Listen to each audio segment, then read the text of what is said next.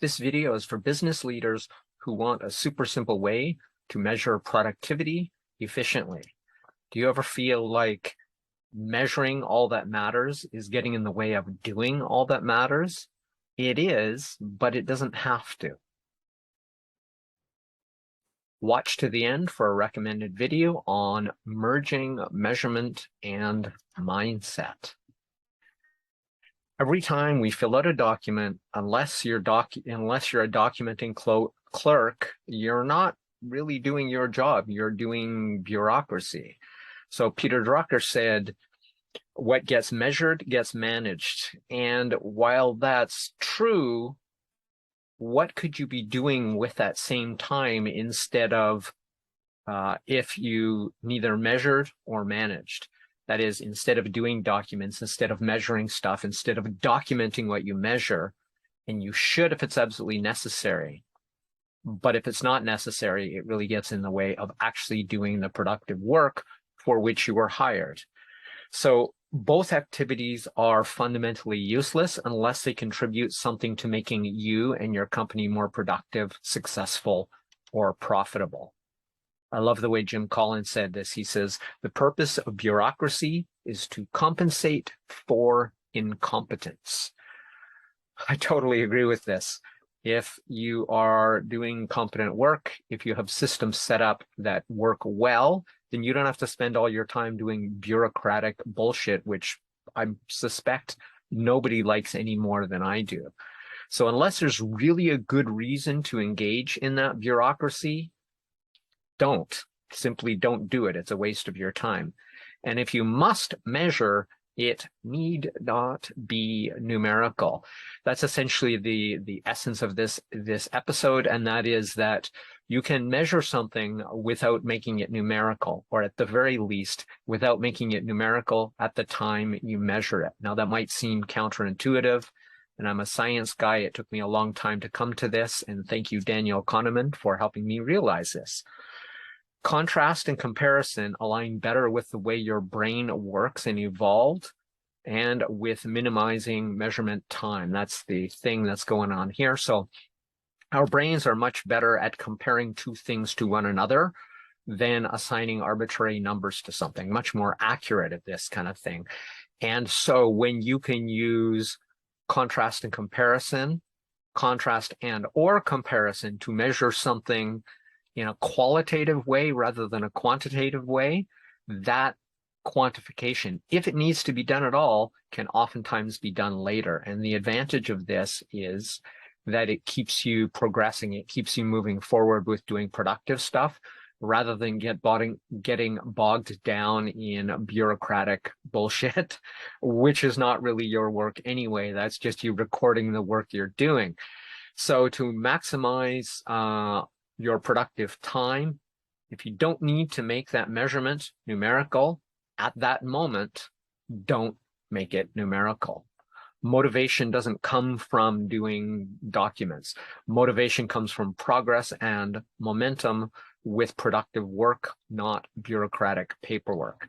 To maximize your motivation, minimize your measurement, or more accurately, minimize all your measurement. Eliminate unnecessary measurement and turn as much of your numerical measurement as you can into comparative or contrasting measurement. It's done or it's not done. It's more or it's not more. It's faster or it's slower. Now, you may think that's a bunch of measurement there, but yes and no. With time, sure. But if you get 2 things done in a day, or 1.5 projects done in a day, or 1.5 things done in a day when you normally get 1, you don't necessarily have to put a timer on it. You can know that you have done more or less. The work of quality was better or worse, and it doesn't necessarily have to be numerical. And by making it qualitative and comparative rather than numerical, your brain likes it better. You can make that, get it done, without having to spend a bunch of time and concentration and attention to do it. So when you can do that, that's how I do most of my things. When you can do it in such a way, it's like I either finish a video or I don't. I don't really need to measure a lot of stuff. I strongly suspect most companies likewise need to measure far less or more accurately. A, need to measure far less than they do, but B, need to numerically measure far less because progress isn't a number. Progress is a trajectory, such as this here. It's a trajectory, doesn't have to be a specific number. When the slope of that trajectory goes up, you are making better progress. And it feels much more like progress when you can spend less of your time doing bureaucratic bullshit when the numbers don't necessarily matter or can be done at a later date. If you put a marble in a graduated cylinder or in a thing, I'm done 1, 2, oh, look, that much. After you've filled the cylinder with marbles, each one being a qualitative, yes, the task is done. No, it is not. You can put all the marbles in and once a month measure the height of the marbles. So that's kind of a good analogy of what I'm talking about here. So thank you for watching this far. And the recommended video for today is maximizing success by merging mindset. Oh, I have to get it up there. By merging mindset and measurement. It's an ugly video. The background isn't nice, but the information is good.